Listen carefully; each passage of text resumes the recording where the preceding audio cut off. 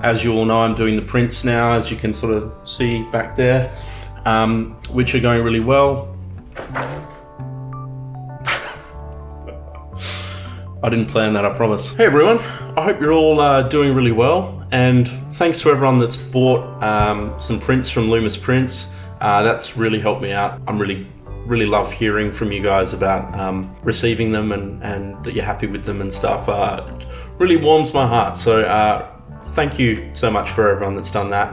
But I just thought I would record a video today because I'm currently in the process of packing my bags for a photography gig tonight. So I'm the photographer at a Barossa wine event tonight. They've basically got a dinner with about, I think 39 wineries will be there, 8 chefs. They'll have an artist there doing a performance. And yeah, I'm really grateful I get to go there and take photos tonight. It should be a really good event. I also just thought I would do a video, probably the start of a lot of videos I'll do for this loomisprints.com venture that I've started, and just kind of put more of a face to the images and sort of my processes and things like that. So I thought I'd start with a really cliche video of what's in my camera bag and sort of talk you guys through it. So I'll flip the camera around and let's get this started. Okay, so let's start with the bag. The reason I bought this particular bag is when I bought well, you'll see what's inside it in a second, but obviously it's quite a valuable thing and it needed to be protected well. When I bought it, I just realized you couldn't just go chucking it in any sort of camera bag. It kind of had to be specifically designed. So I went to a camera store and bought this one here, which is a Think Tank branded bag. It was quite expensive. It was probably 350 bucks or so back when I bought it, and they're probably sort of similar price again.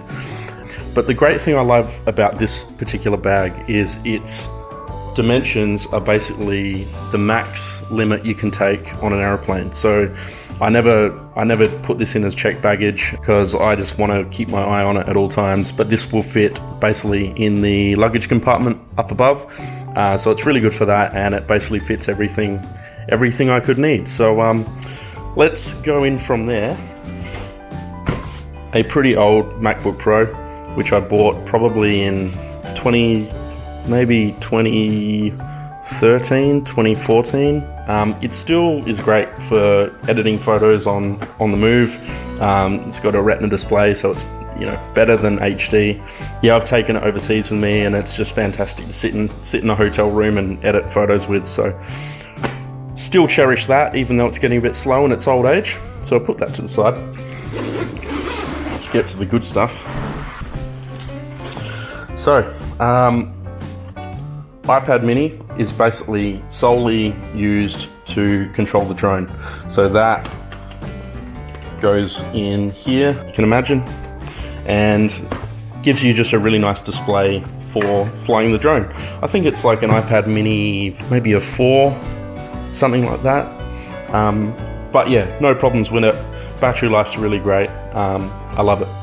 Have had that for probably 2 or 3 years now, and no problems with it. Then the actual drone itself, I've got the Phantom 4 Pro, which is probably a few years old now.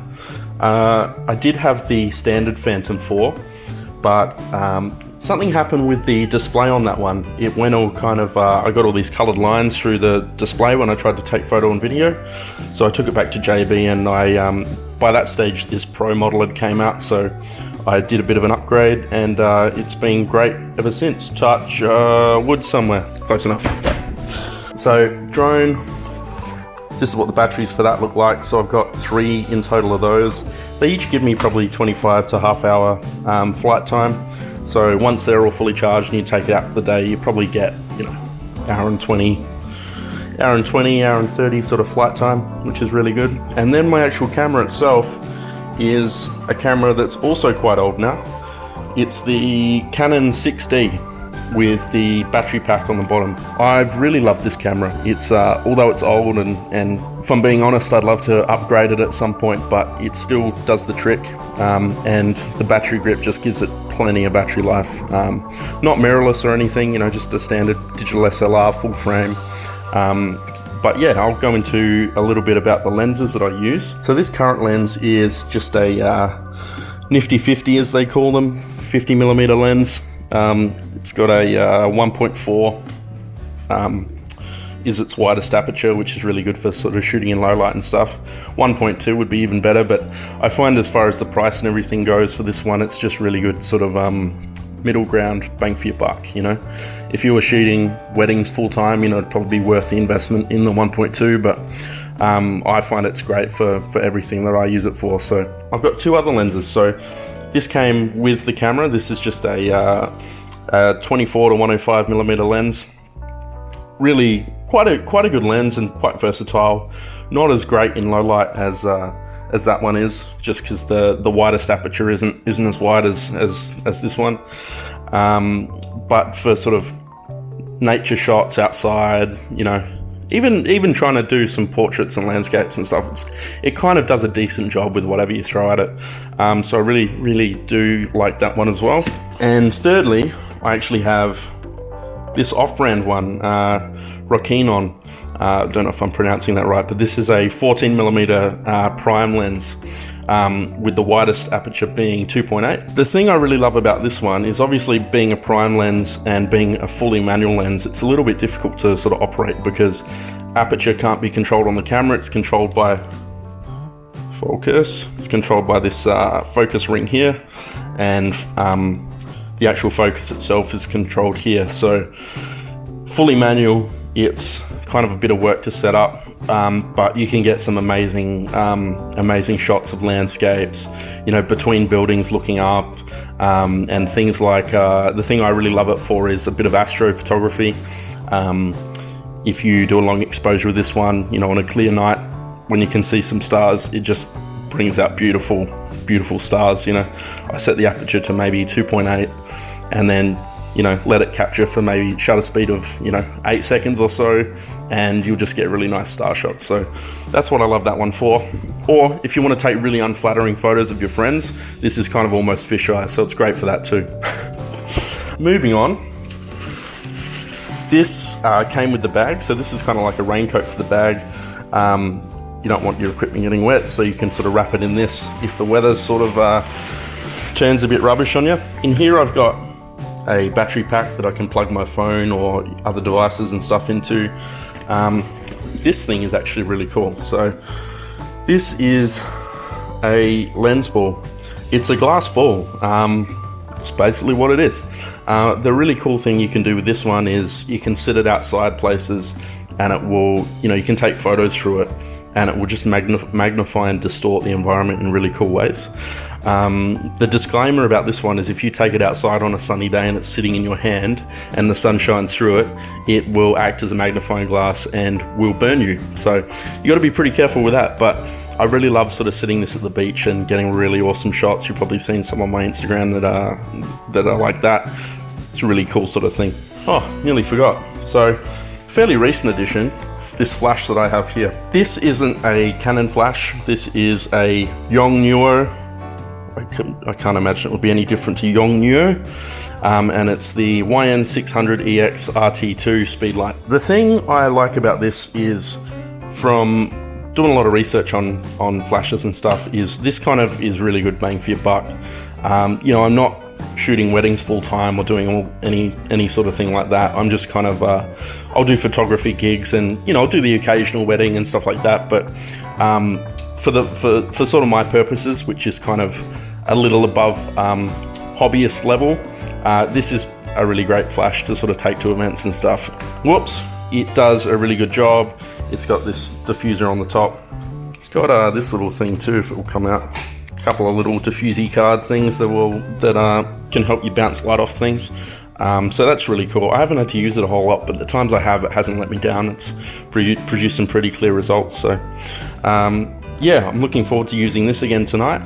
It'll be really good in sort of low light settings. So yeah, that should be a good thing to use. That's about it. Oh, apart from the thing I'm shooting on, I actually have the DJI Osmo Pocket, which is an amazing little, it's literally the size of, it's probably about the height of like a small iPhone and like maybe an inch or an inch and a half wide.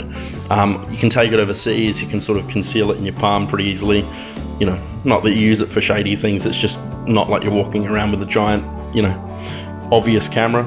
I took it to the Arnold Classic last year to shoot a lot of the Pro Raw footage.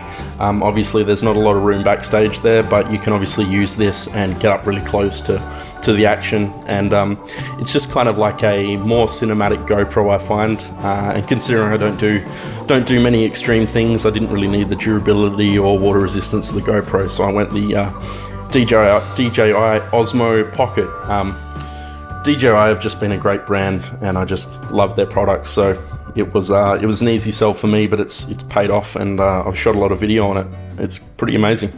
I was at a wedding the other day, and just to be able to shoot, you know, 4K, 60 frames a second, not that you necessarily want a wedding to be shot at 60 frames a second, because it looks a little bit like you're sort of playing a video game, but just the ability to ramp the speed to half and get those, you know, really epic sort of shots where they're throwing the roses and that sort of thing is really cool. So love that. And just one more thing, probably my latest investment actually was this iMac. So I bought this late last year because I just really wanted a good display to edit on. The thing I really love about this, apart from the fact that, you know, it's an entire computer in, let's see, that sort of body is just incredible. But the thing I love about it most is the display on it. So when I'm editing photos and stuff, I can basically see, you know, any footage from my Osmo or from my camera or my drone. I can see it in its native resolution, because this is like a 5K resolution screen or something ridiculous. So yeah, I really like, as you can tell, I got a lot of Apple products because they just seem to work really well for me.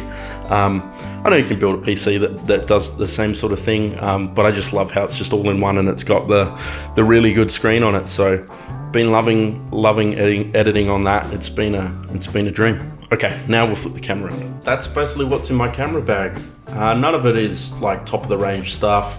I'm sure a lot of you guys will be like, oh, why doesn't he have this or this or this?